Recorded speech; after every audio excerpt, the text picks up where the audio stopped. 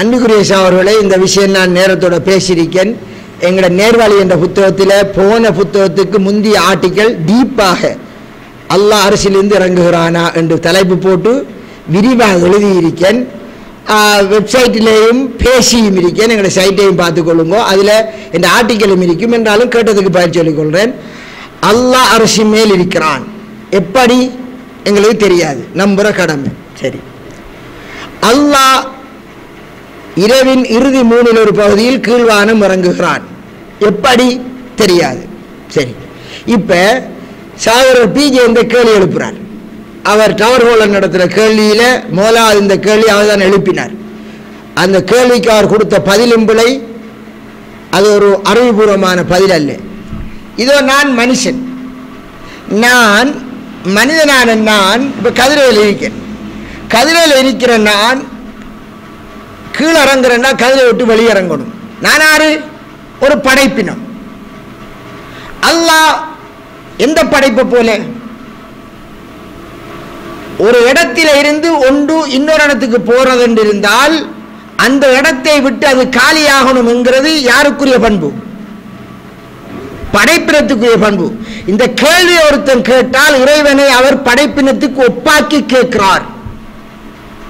முதலாவது பிழை. லைஸக மிஸ்லிஹி ஷைஉன், அவனை போன்று ஒன்றுமே இல்லை. எனவே ஒன்றுமே இல்லாத அந்த அல்லாஹ்வை ஒரு படைப்பினத்துக்கு ஒப்பாக்கி கேள்வி கேட்டாலே முதலாவது அது ஒரு வழிகேடு. முதலாவது சப்ஜெக்ட். இரண்டாவது, எல்லா படைப்பினங்களும் அப்படியும் அல்ல. இந்த ரூமை நாம ரெண்டா பிரிப்போம். இந்த லைட் எல்லாம் மூவ் பண்ணுங்க. இதுக்குள்ள வெளிச்சம் இருக்கு. ஒரு ரூமுக்கா வெளிச்சம் இருக்கு, ஒரு ரூமுக்கா வெளிச்சம் இருக்கு. அங்கால இருட்டு. ரெண்டா பிரிச்சு திரை போட்டிருக்கு. அதுல ஒரு ஓட்டையை போடுங்க. எதுல? திரையில.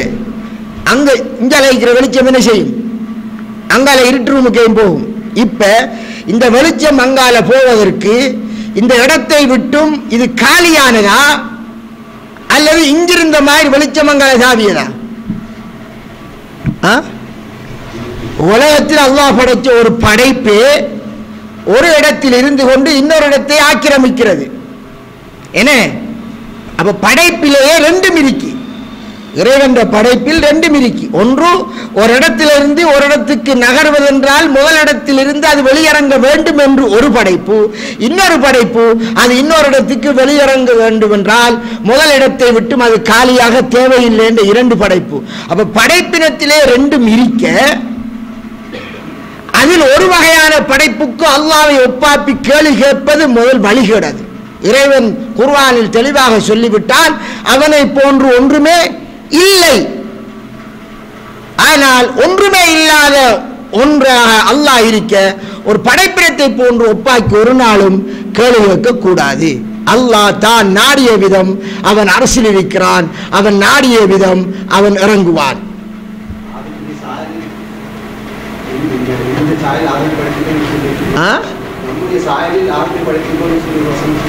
நம்முடைய சாயலில் அது வேறு சப்ஜெக்ட். அது அல்லாஹ் ஆதத்தை அவனுடைய உருவத்தில் படைத்தான் என்கிற அது சப்ஜெக்ட் வேறு, இது வேறு. அந்த அந்த அல்லாஹ் ஆதத்தை அவனுடைய உருவத்தில் படைத்தான் என்றால் குர்ஆன் வசனம் என்ன சொல்ல போகுது? அவனை போன்று ஒன்றுமே இல்லை என்றால் ஆதம் அவனை போன்று என்று வந்தால் இவரது கொலை. அப்ப அந்த ஹதீஸினுடைய கருத்து என்னென்றால் அது வேறு கருத்து வேறு. வேற என்ன கேளுங்க, முடிச்சு கொள்ளுமா? முக்கியமான கேள்விகளை கேளுங்க.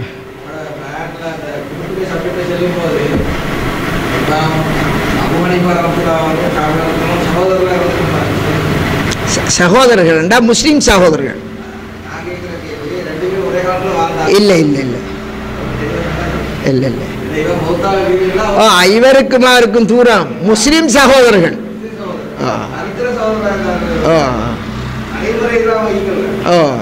சமகாலத்தில் இருந்தா இமாம் மாலிக்கும் ஷாஃபியும், பிறகு இமாம் ஷாஃபி அஹ்மதும்.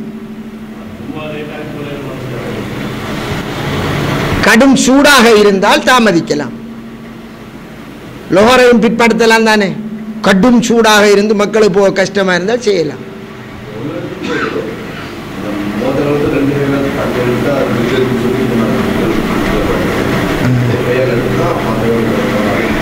இது நீங்க ரெண்டு கையால தான் எடுக்கணும், அதான் சுன்னத்.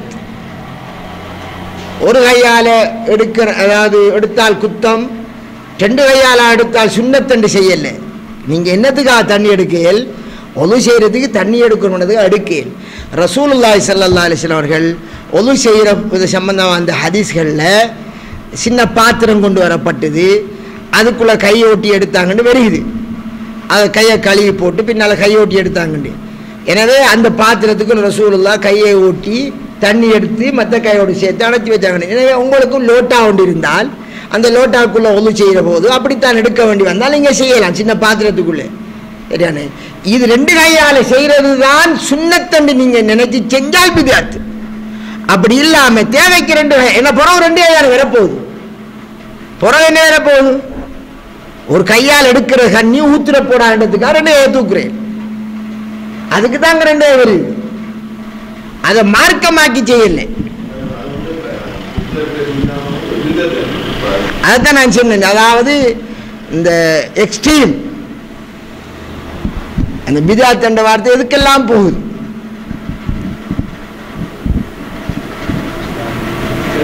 இப்ப ஸ்பீக்கர்லாம் பாங்கு சொல்லுது, ஐயன் சொல்லம் நபி அவங்க மைக் போட்டு பாங்க சொன்னாங்களா? பயம் பண்ணாங்களா? நபி அவங்க மைக் போட்டு பயம் பண்ணாங்களா? மக்களுக்கு ஒன்னி ஆசிங்கரமா இருக்கும். அப்ப இது பிதாத்தா சுன்னத்தா? இதுக்கு என்ன சொல்லுவாங்க? இது ஒரு தேவைக்கு சத்தத்தை உயர்த்தணும்ன்றது நோக்கம். அந்த நோக்கத்தை அன்றைக்கு ஒருவர் சொல்ல பின்னால் அதை கேட்டு இன்னொருவர் சொன்னார், இப்படி சத்தத்தை உயர்த்தினார்கள். இன்றைக்கு தொழில்நுட்பம் வந்ததால செய்கிறோம். இது மாதிரி தொழில்நுட்பங்களை வைத்து மார்க்க காரியம் ஒன்றை எளிதாக்குவதற்காக செய்வதை பிதாத் என்று செல்ல வேண்டிய தேவை கிடையாது.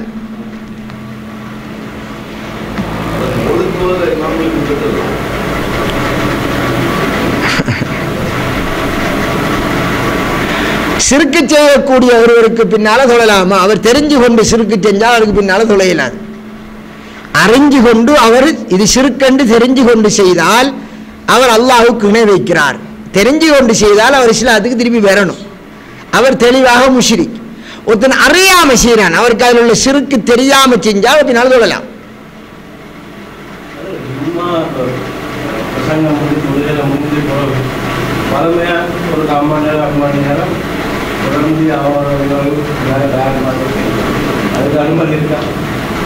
விளங்கல?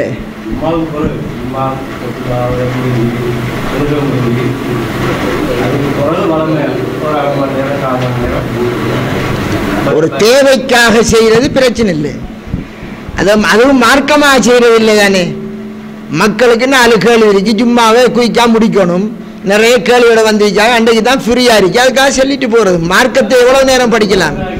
அதை வளமையாக ஆக்கி அது மார்க்கமாகாத முறையில் பாதுகாத்துக் கொள்ளணும். மற்றபடி அதை பிழை என்று சொல்லலாம்.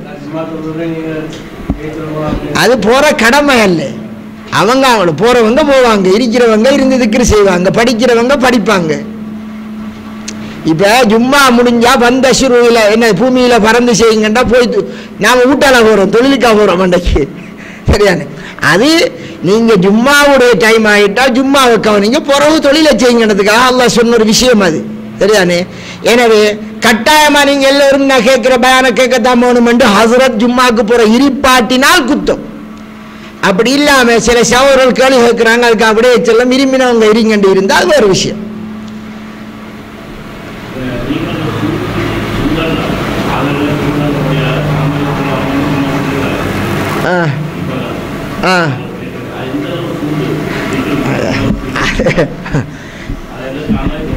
அது நீங்க அதை முடிவெடுத்துக் கொள்ளணும். மனிதனை எது இப்ப ரசூலுல்லாஹ் அவங்க கடும் அடர்த்தியான மழை பெஞ்ச நேரத்தில் என்ன செஞ்சாங்க? பள்ளியில அறிவிக்க செய்தினாங்க, சல்லூபி ரிஹாலிக்கு உங்களோட வீடுகளில் தொழுது கொள்ளுங்கண்டு. அப்ப அதை தீர்மானிக்கிறாரு. அதை நான் மில்லிமீட்டர் கணக்கில் வச்சு தீர்மானிக்கல. அங்குள்ள பள்ளி இமாம் தான் தீர்மானிப்பார். இதுக்கு விரையல்மா விரையலாண்டு அது மாதிரியான விஷயம். அது அங்கால கேட்கணும். எனக்கு நீங்க முடிவு எடுத்துக்கோங்க.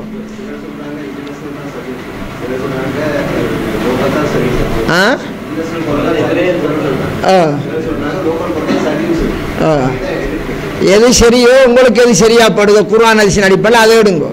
நானும் அது சம்பந்தமாக கிட்டத்தட்ட ஒரு 10 CD பேசி வெளியிட்டிருக்கேன். நீங்கள் பாருங்க, கேளுங்க. ஒவ்வொருத்தருடைய வாதங்களையும் பதில் சொல்லியிருக்கேன். என்னோட வெப்சைட்டில் சம்பந்தமாக தெளிவாக பேசப்பட்டிருக்கு. இன்ஷா அல்லாஹ் பாருங்க. 10 CDயையும் பொறுமையாக கேட்கும். உங்களுடைய கேள்விக்கு பதில் தான் நான் பேசியிருக்கேன். சரியானே? என்னென்ன வகையாக என்னென்ன வாதங்கள் வைக்கப்படுதோ அந்தந்த வாதங்கள் எல்லாத்துக்கும் பதில் சொல்லியிருக்கேன். கேளுங்க இன்ஷா அல்லாஹ். கேட்டுட்டு அதுக்கு பின்னால் நாம பேசுறது நான் இண்டிவிஜுவல் கருத்துள்ள உள்ளார். சரியான எந்த கருத்து பிழையாக இருந்தால் நீ ரிஜெக்ட் பண்ணலாம்.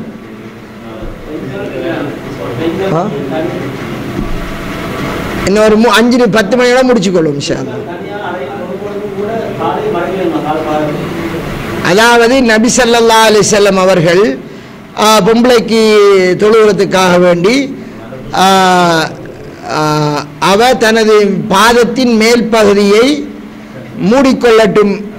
மூடிக்கொள்வதற்கு உம்மு சலமா ரலியல்லாஹு அன்ஹா அவர்களுக்கு சென்ன ஒரு ஹதீஸ் வருது.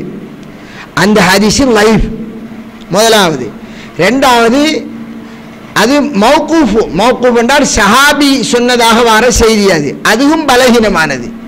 ரசூலுல்லாஹ் சொன்னதுங்கிறதும் பலகீனம், சஹாபி பெண் சொன்னங்கிறதும் பலகீனம். எனவே ஒரு பெண் வீட்டுக்குள் அந்நிய அஜ்னபிகள் இல்லாத நேரத்தில் அவள் அதை மறைச்சிக் கொள்ளணுங்கிறது அவசியம் இல்லை. அந்த ஹதீஸில் லைஃப்.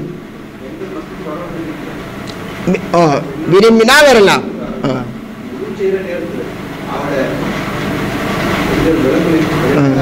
நீங்க நங்கால போறீங்க. ஒரு பெண்ணுக்கு கடமை அவ தன் அந்நியரை விட்டு தன்னுடைய அவுரத்தை மறைக்கிறது. அதான் அதனால அதுக்கேற்ற மாதிரியான இடத்தை பார்த்து அவ ஒன்று செஞ்சு கொள்வா. இவரது ஆம்பளை வருவாங்கன்னா அவன் வீட்டை ஒன்று செய்வா. வீட்டை தான் ஒன்று செய்யறது. நாம பள்ளியில் அவங்க தேவையை கட்டி வச்சிருக்கோம். அதையும் பிதாத்தன்னு சொல்லுவாங்க. சரிதானே? அது தேவைக்கு கட்டி வச்சிருக்கிறது. வீட்டில் ஒது செய்யாது வாய்ப்பு இல்லாட்டி வந்து செய்யறோம். ஒது செஞ்சுட்டு வந்தவன நன்மை. அந்நிய ஆடவர்கள் வைக்கிற இடத்துல போய் நாம என்ன செய்யற தேவையில்லை, நம்மளோட அவுரத்தை காட்ட தேவையில்லை. அது பெண்கள் அப்படி செய்ய மாட்டாங்க.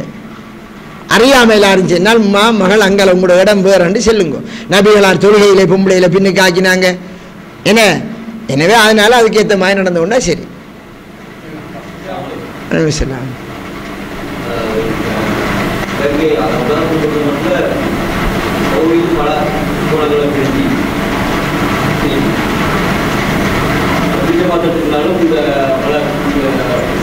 மாற்றமான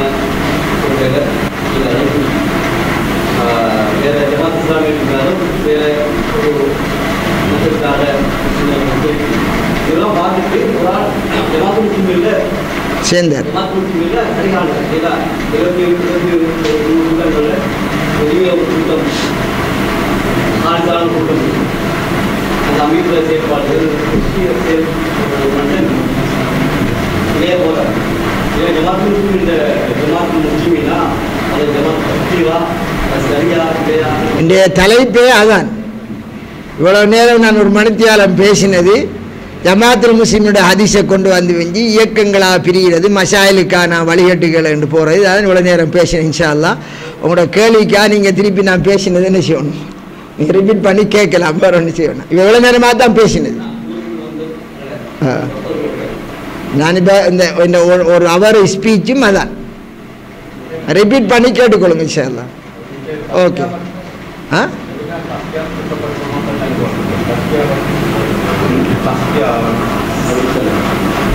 விளங்கல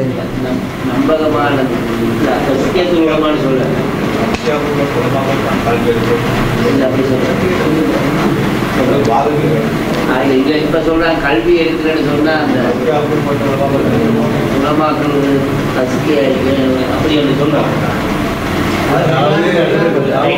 கேள்வி கேட்காம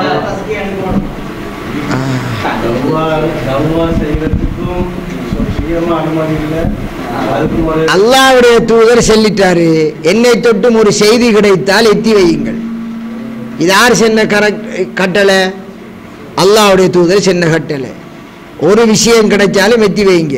அப்போ குர்ஆனி நான் முன்னுக்கிரிக்கி சரிதானே? எனவே எனக்கு ரசூலுல்லாஹ் தொட்டும் ஒரு செய்தி வந்தால் அதை எத்தி வைக்கிற கடமை. ஒருவன் மார்க்கத்தை படித்து அதில் டீப்பாக ஆய்வு செஞ்சு மேலதிகமாக விளக்கங்கள் எடுத்து ஆய்வு ரீதியாக இறங்குற போது அவன் ஆய்வில் சரி இருக்கா பிழையா இருக்கா என்றத ஒரு உஸ்தாது பார்த்து இனங்கண்டு ஓம்பாப்பா நல்லா இருக்காய் நீ போகலாம் என்று சொல்ல ஒரு அமைப்பு இருக்கி அது தௌவா செய்யறதுக்கு தடையல்ல. அது நடைமுறையில் வர ஒரு சப்ஜெக்ட். தௌவா செய்யறதுக்கோ மார்க்கத்தை எத்தி வைக்கிறதுக்கோ அல்லாஹ்வுடைய குர்ஆன்ல இருந்து வந்த விஷயத்தை சொல்றதுக்கோ எனக்கு இன்னொரு ஆலிம் கரெக்டர் பண்ணணும்னா அதை முஹம்மது நபியே சொல்லிட்டாங்க. அல்லாஹ்வுடைய வேதத்தில் தெரிஞ்சாத மறைச்சாலே குத்தம். அது இன்று சிலர் செல்லக்கூடிய ஒரு பிழையான வாதம். அப்படி என்ன சஹாபாக்களுக்கு பின்னால வந்த எத்தனையோ சஹாபாக்கள் எத்தனையோ தாபீன்கள் ஒரு ஹதீஸை அறிவிச்சிருப்பாங்க. அவர்கிட்ட அவர் ஒரு சாபிகிட்ட கேட்டிருப்பார். அந்த சாபி பெரிய ஆலிம் அல்ல. சஹாபாக்கள் எல்லாரும் ஆலிம் இல்லை. எல்லா சஹாபாக்களும் ஆலிமாக ரசூலுல்லாஹ் இனங்காட்டல்ல. ஒரு சில சஹாபாக்கள் சில ஹதீஸை அறிவிச்சிருப்பாங்க.